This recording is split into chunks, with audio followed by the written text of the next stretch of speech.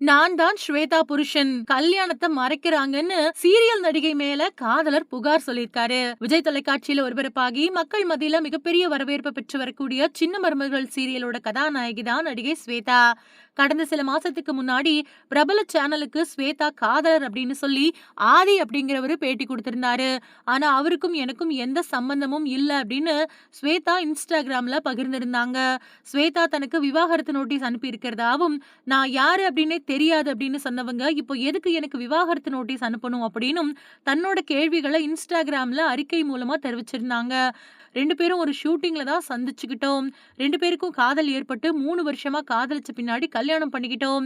இத்தன நாட்களா என் மேல தான் தவறு அப்படின்னு நெனச்சேன். ஆனா இப்பதான் எந்த விதமான தவறும் என் மேல இல்ல அப்படிங்கிறது தெரிய வந்திருக்கு. என்னோட மனைவியால நான் பாதிக்கப்பட்டத விட ஒரு பொண்ணு ரொம்பவுமே பாதிக்கப்பட்டிருக்காங்க.